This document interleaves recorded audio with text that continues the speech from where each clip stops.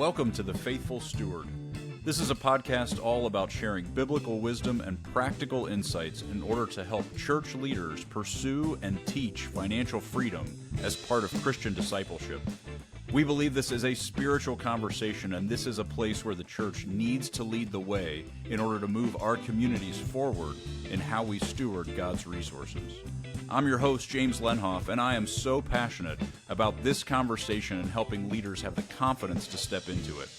We believe that if we help people thrive financially and grow spiritually, it changes everything. And I am so excited to join you on this journey. This podcast is brought to you by Good Sense. If you'd like more information about what we're up to, you can go to our website at goodsensemovement.org. All right, let's get started with today's conversation. Today I want to talk about a term that gets thrown around a lot, this idea of financial freedom. I mean, how often do we see clips about that online? Do we hear people talking about it, see books that are all focused on this idea of financial freedom, that's the ultimate goal? And I want to challenge this idea that there is some point in time in the future where you have achieved financial freedom. I think a lot of times we think of that meaning that we have more money than we'll ever need. We are free to do whatever we want with it because we can't be harmed anymore. We've achieved this place of total security, total confidence. We have total freedom from fear or worry or any sense that we might not have enough. That's how a lot of times I see that concept defined. But is that really biblical? Is that what we're aiming for?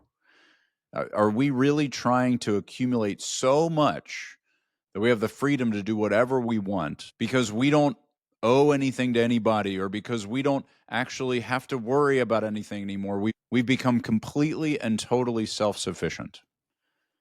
I'm not convinced that's actually the point. I think that when we achieve those places of quote-unquote financial freedom, a lot of times we actually see people that are more in bondage than they realize. I don't think freedom comes from having enough or having too much or having more than we could ever imagine. I think freedom, first and foremost, comes from knowing none of it is ours. Freedom actually comes from stewardship, from releasing this idea of ownership. That's actually where freedom is found. And if we keep aiming for financial freedom in terms of having so much that we don't have any more fear or anxiety or worry, we will overaccumulate, and then we will start to tell ourselves stories that are rooted in, this is mine, I did it, I built it, I grew it, so I get to do whatever I want with it.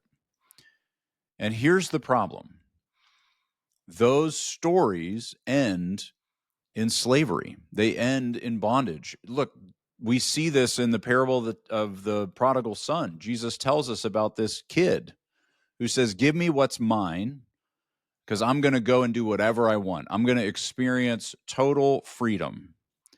And it does not go well. He wastes it. He spends it all on his lavish self-indulgence.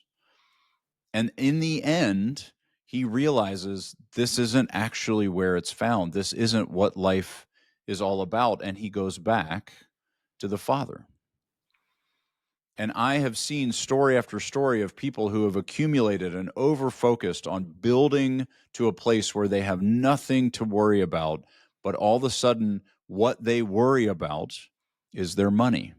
We see people all the time aiming for freedom and then finding themselves in places where they are serving the thing they thought was buying them their freedom. They're serving their money. They're serving their stuff because now they have all this different stuff and it all requires different things. They have multiple houses and multiple cars and all these different pieces and moving parts that they're constantly having to stay on top of and take care of. They're serving their money in terms of complexity. They're adding layers and layers to the complexity of those resources in order to protect them. And what we see is their attention is really focused on the money that they thought was buying them all the freedom that they hoped for. The truth is that freedom is not found in getting to a place where we have nothing to fear anymore. Freedom is realizing that we already are there. There is not an amount of money that buys us freedom. There is truly only a mindset shift that leaves behind the ownership mentality, that gets us out of this sense that because it's ours, we have authority over it. We get to do whatever we choose to do. Because the problem is oftentimes what we choose to do is rooted in self-indulgence and our own pleasure. But when we pick up the identity of faithful steward and we realize that none of it is ours, no matter how big it gets, we actually get to experience the freedom of serving the good king, of knowing that he is in control. All of these resources are his, and he gets to decide what to do with them. So we're no longer serving the money. We're no longer finding our security in the money. We're no longer seeing some finish line that says, if I just have this much, then I'll finally be able to stop worrying. I'll finally be able to experience freedom. And we start to realize we already have access to that freedom because we serve the owner of all this stuff. We are in his loving care. We are actually receiving our security and our provision from him.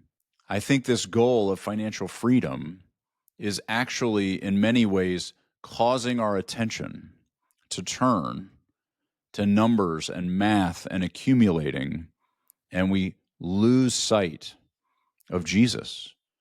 We lose sight of his provision, his care, his attention to our needs because we don't need him anymore. We've achieved financial freedom. And so I just want to caution us as we are building and getting to a place of more consistency with our stewardship. A lot of times that dangling shiny object of financial freedom starts to become a really exciting thing to run after. And I am not saying, hear me clearly, I am not saying that we should not be accumulating reasonably for retirement, that we shouldn't be saving and preparing for the future and being ready to be obedient in that future. Savings is future obedience. But what I am saying is that if we get really overly focused on the chase of that experience of freedom that we're hoping for, we will find ourselves completely wrapped up in money. We will find ourselves falling in love with it, falling in love with the security that it gives us, the stuff that it gives us, the pleasure and the experiences that we can buy. That love of money is what Jesus is most concerned about. It's what Paul warns us about. We cannot serve both God and money, Jesus says. And the love of money is a root to all kinds of evil, Paul tells us. These are the things we need to be paying attention to. And a lot of times the pursuit of financial freedom is what gets us entangled in those very things that we're being warned to pay attention to. And a lot of times it's confusing because God does give different levels of resources to different people to manage. It's all still his stuff, but we have a wide variety of experiences.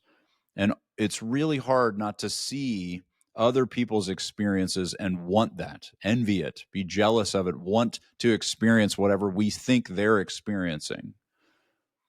But just as Jesus tells us in the parable of the talents, these resources that we are being given to manage are for the expansion of his kingdom, for its growth, for its prosperity, not just our own. It is about multiplying the kingdom. When the king comes back in that story, the ones who use those resources to grow the kingdom are the ones that are welcomed in to their master's joy. The one who buries it, the one who is focused on it, the one who actually is afraid of losing it, afraid of spending it, afraid of having it go away, that's the one that actually ends up in a really bad outcome. And so what we want to make sure we're aware of is the goal of these resources is multiplication and growth, but it is never the source of our freedom. No matter how big these resources get, no matter how much we save, no matter how big our net worth grows to, it will never give us freedom. Freedom comes only from the giver of life. Freedom comes only through Jesus. And so accumulate. Be prepared for future obedience. Put yourself in a position to be able to say yes when God asks you to do something with his resources. But don't allow yourself to see that accumulated pile of stuff or of money as your source of freedom, because that's when we lose sight of where real joy is found, where the fullness of life is experienced. We get so trapped in this, particularly in the U.S. This pursuit of financial freedom becomes the trap that we fall into. And so I want to caution us as we're considering these things, balance this reasonable level of faithful stewardship and growing and preparing for the future, while always knowing it's never where life is found. We walk with intentionality, with a sense of purpose and a respect for the owner of these resources. We want to honor him by knowing where these dollars are going, knowing what we're doing with all of these resources and why, but always acknowledging he's the source of all of our security, all of our freedom, all of our joy, all of our experience of delight. It comes from him, not from the money that he gave us to manage for his purposes.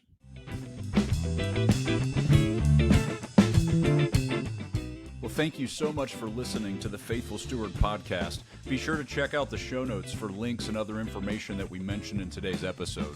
Also, be sure to check out our website at goodsensemovement.org to get all the resources we offer churches to help equip them in teaching financial stewardship to their community. If you have any questions or any topics you want to make sure we cover on our show, you can email me at jameslenhoff@goodsensemovement.org. I'd love to hear from you.